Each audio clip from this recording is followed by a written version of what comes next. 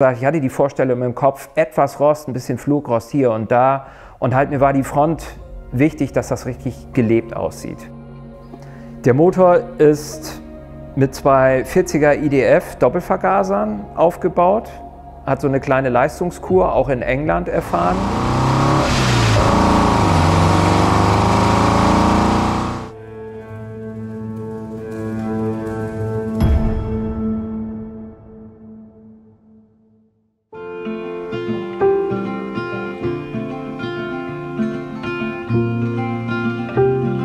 Also was bei mir der Reiz am Luftgekühlten ausmacht, das ist noch richtiges Autofahren.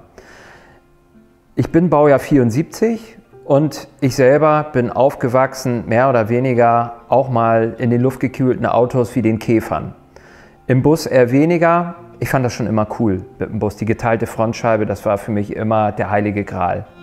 Rainy days don't seem so wet. Stormy nights don't stay. From the moment that we met. Mein Name ist Thorsten, ich komme aus dem schönen Cuxer Landkreis und ich habe einen Hang zu luftgekühlten Fahrzeugen. Oh, this could be the best thing that I'll ever know.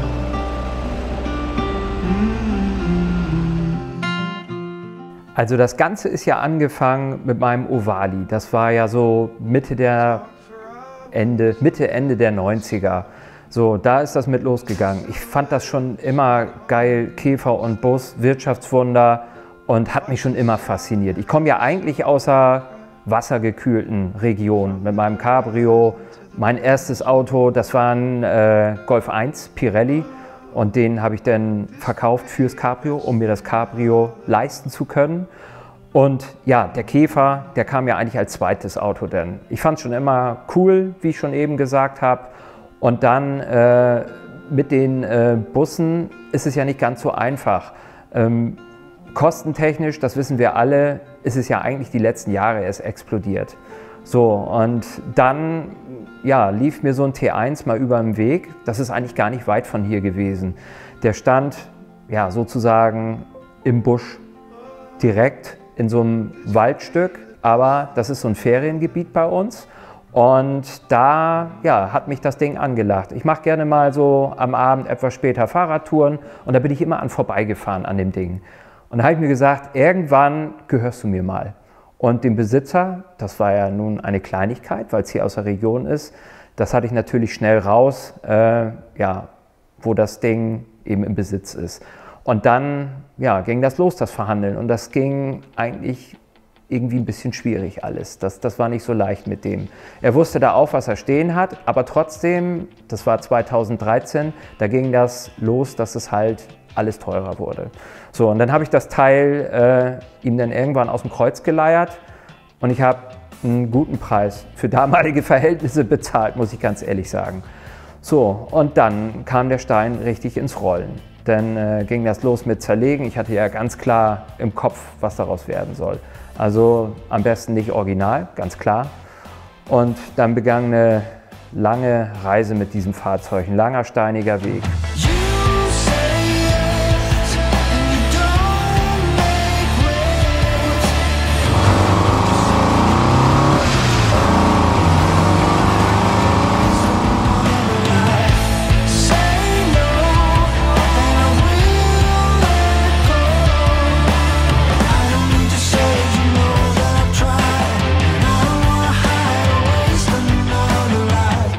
Sauerkrauts, the authentic streetwear brand for petrolheads.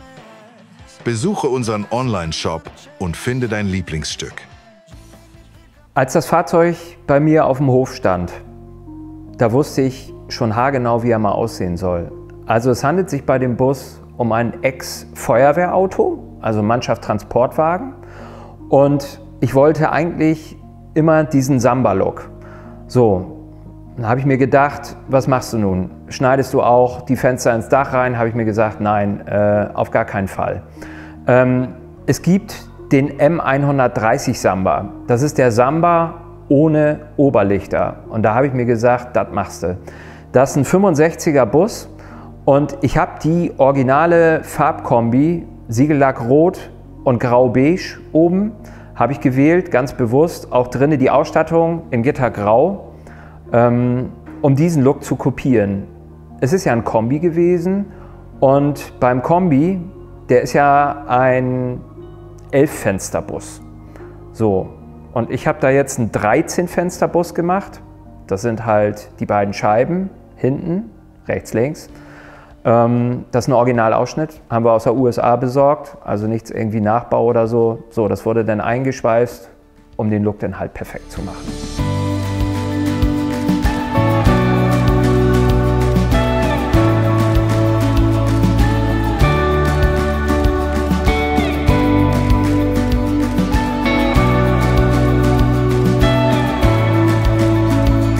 Es ist also so, dieses Fahrzeug in dem Feuerwehrrot, das geht halt nicht. Im Feuerwehrrot hätte ich ja den Samba-Look nie hinbekommen, weil zweifarbig möchte ich ja haben.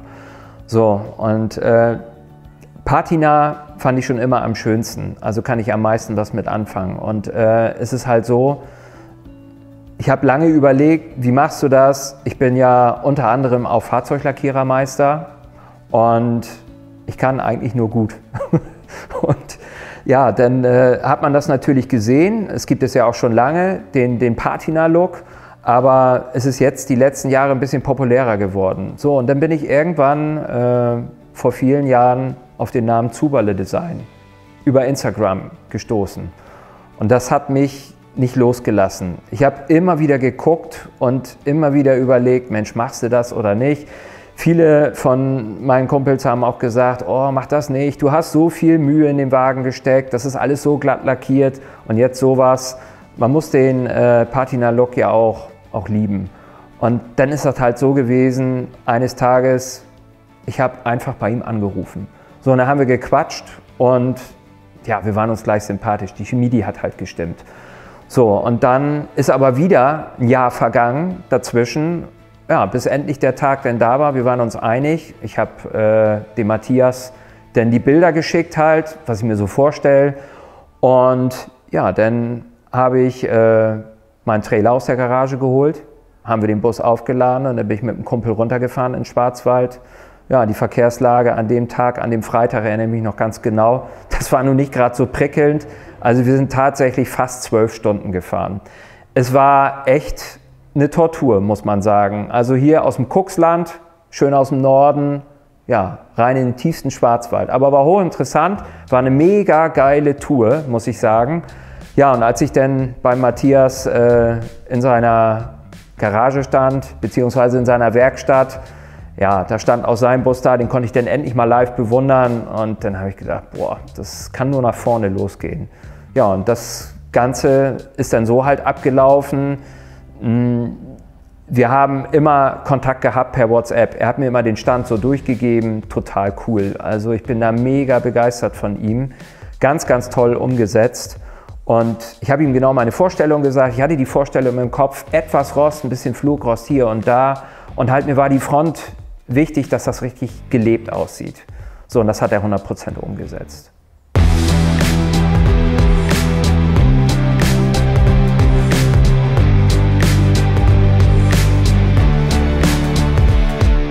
Also mein Konzept zum Innenraum, das war mir von vornherein klar, das soll original sein, auch im Samba-Look. Man sieht an meinem Wagen auch die Zierleisten, das Gittergrau, was 1965 in das Fahrzeug reingehörte, das ist so umgesetzt worden, komplett. Also das ist alles halt neu gemacht worden. Man bekommt ja den Stoff in den USA, beziehungsweise das Kunstleder.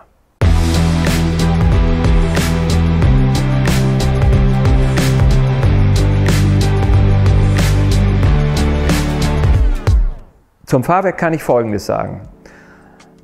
Es ist eine gekürzte Vorderachse, ungefähr 10 cm verschmälert und dann ganz klassisch verstellbar. Und hinten ist eine Schräglenkerachse verbaut mit einem T2A-Getriebe. Ich finde, ganz klassisch zum T1 passt am besten die Fuchsfelge. Ich habe mich für Replika-Fuchsfelgen von SSP entschieden, die sind aber detailliert worden. Die haben wir dann in dem originalen Look halt gemacht, wie es gehört, mit dem matt schwarz und um das Klassische ganz klar zu unterstreichen. Und die Felgen sind verchromt, wie die von SSP kommen, also es sind keine polierten.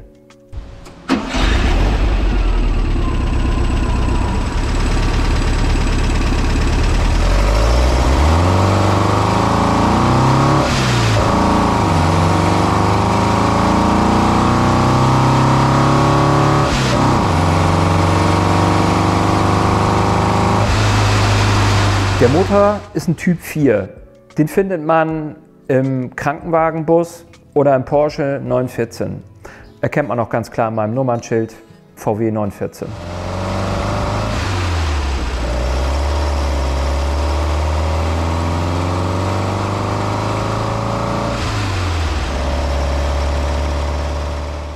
Der Motor ist mit zwei 40er IDF Doppelvergasern aufgebaut.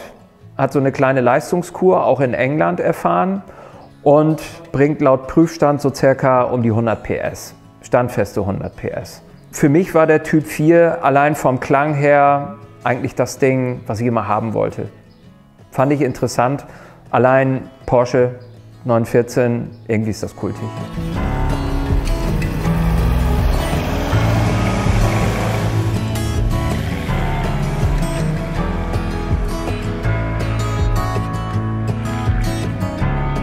Was ich ganz stark unterschätzt habe beim Thema T1, man sagt ja immer, ja, total simple, billige Technik und so weiter, kann ich jetzt irgendwie nicht sagen. Also ich habe das Ganze doch unterschätzt. Bei den Dingern, wenn du dabei bist und du fängst das Schneiden an, als es dann losging am Restaurieren, da habe ich dann gemerkt, Mensch, du fängst an dieser Ecke an und wenn, dann machst du das auch gleich vernünftig. Und dann ist das halt so, dann sind wir einmal unten rum gegangen. Also das ganze Ding ist einmal unten rum neu gekommen, um das vernünftig zu machen, auch mit vernünftig dickwandigem Blech. Und das habe ich wirklich tierisch unterschätzt.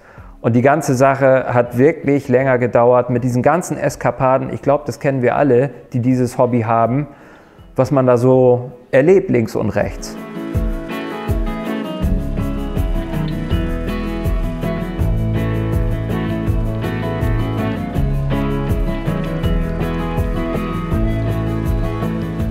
Also zum Thema Simson.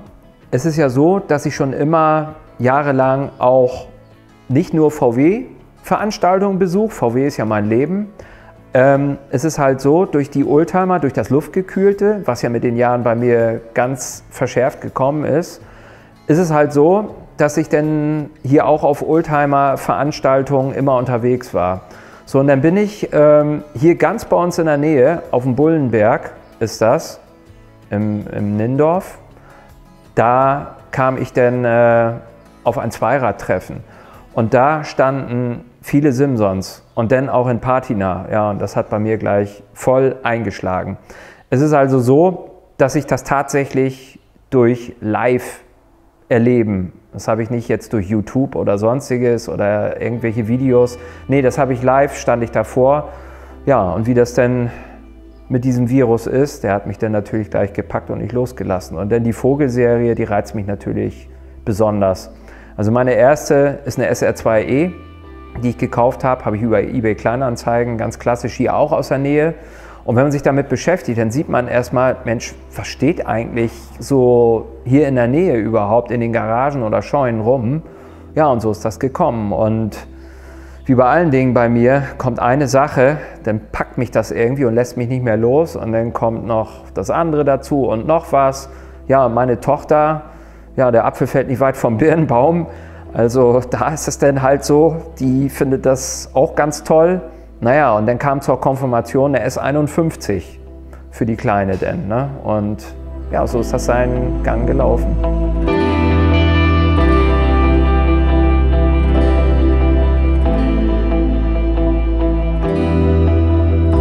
Ja, die Schwalbe, das ist tatsächlich die von meinem Sohn. Das ist die Verbindung, halt so, er war mit mir mit, das Ding abholen. Und dann hat er zu mir gesagt, Papa, die möchte ich aber haben. Johanna hat ja zur Konfirmation eine S51 bekommen. Die Schwalbe, die soll aber mir gehören. Und ja, so wurde das dann besiegelt.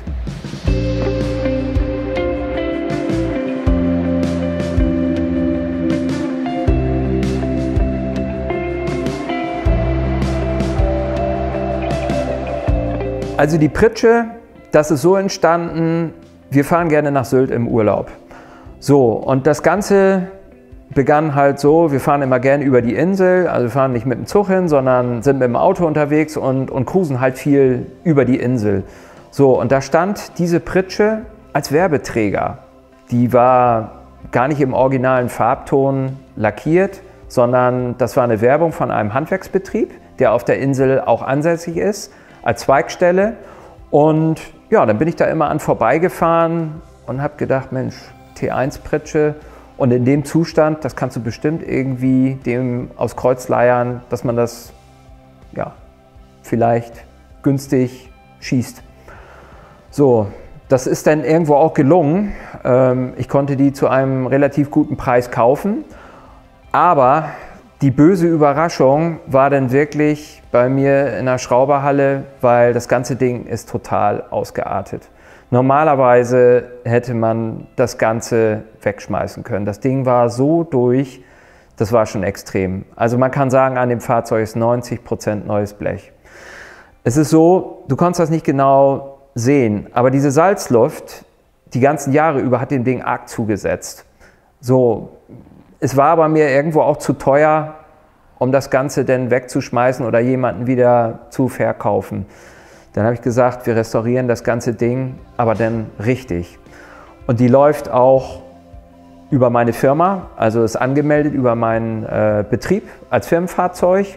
Und so konnte ich dann das ganze Ding ja ein bisschen angenehmer durchfinanzieren, so will ich das mal sagen. Und die gilt jetzt als Werbeträger für unsere Firma und wir benutzen das auch tatsächlich. Also wir liefern da teilweise Material mit aus oder fahren zum Kunden und das ist eine ganz coole Geschichte mit dem Ding, weil mit dem Bulli kann jeder was mit anfangen mit der geteilten Frontscheibe.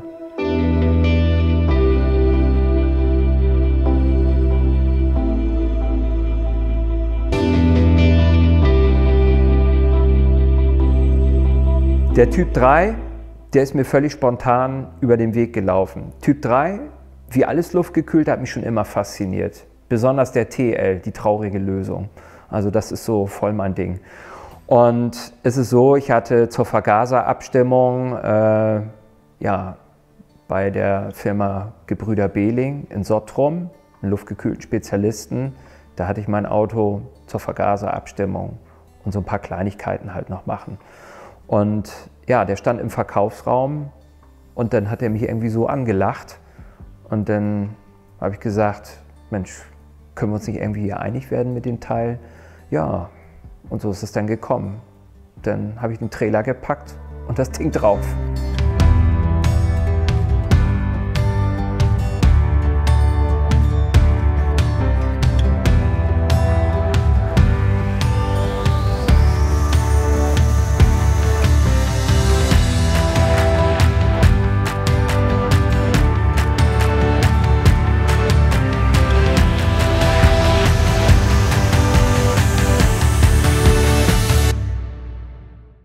So, und jetzt möchte ich mich von euch verabschieden. Ich hoffe, dass euch das Video gefallen hat.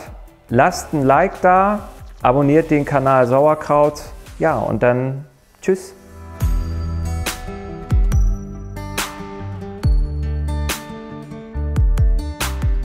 Also ich kann mit was Neuem nichts anfangen. Das muss eckig, kantig sein, auffallen.